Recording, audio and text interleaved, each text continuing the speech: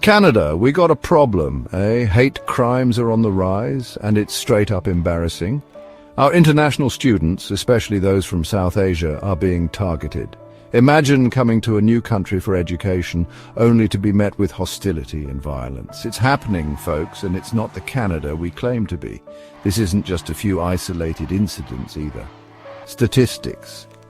Canada has reported a disturbing increase in hate crimes, particularly targeting South Asian communities. These aren't just numbers, these are people's lives. We need to call this out for what it is: racism, xenophobia, and plain old ignorance. These incidents leave lasting scars not just on the victims, but on our global reputation. Who wants to study in a place where they don't feel safe? It's time to take a good hard look in the mirror, Canada. We pride ourselves on being welcoming and multicultural, but are we really living up to those values?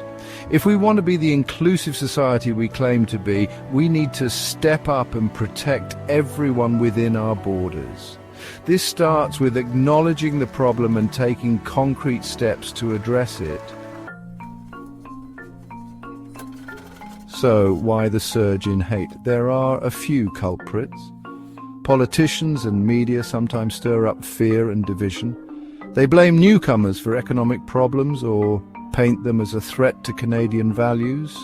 This kind of rhetoric creates a breeding ground for intolerance and violence. Let's be real, social media doesn't help either. Online platforms can become echo chambers for extremist views, spreading misinformation and fueling hatred. It's like a toxic stew of prejudice and anger, and it's spilling out into our streets. We can't ignore the role of systemic racism either.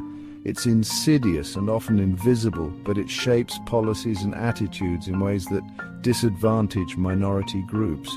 Addressing hate crimes means dismantling the structures that perpetuate discrimination in the first place. Now let's talk about the economic elephant in the room. International students are a gold mine for Canada. They pay higher tuition fees, contribute billions to our economy, and create jobs. They're not a drain, they're a damn investment in our future. They bring fresh perspectives, innovative ideas, and a global outlook. Plus, they often start businesses and contribute to their communities long after they graduate. Turning our backs on international students isn't just morally wrong, it's economic suicide. We need their skills, their talent, and their contributions to stay competitive in a globalized world. Canada, it's time to get our act together. We need stricter laws against hate crimes and better support for victims. Let's get serious about tackling online hate speech and holding social media companies accountable. Education is key, folks. We need to teach our kids about diversity, tolerance, and respect. Let's celebrate the richness that different cultures bring to Canada. This isn't just about international students, it's about who we are as a nation. Let's show the world that Canada is a place where everyone feels safe, welcome, and respected. Let's build a future where hate has no home.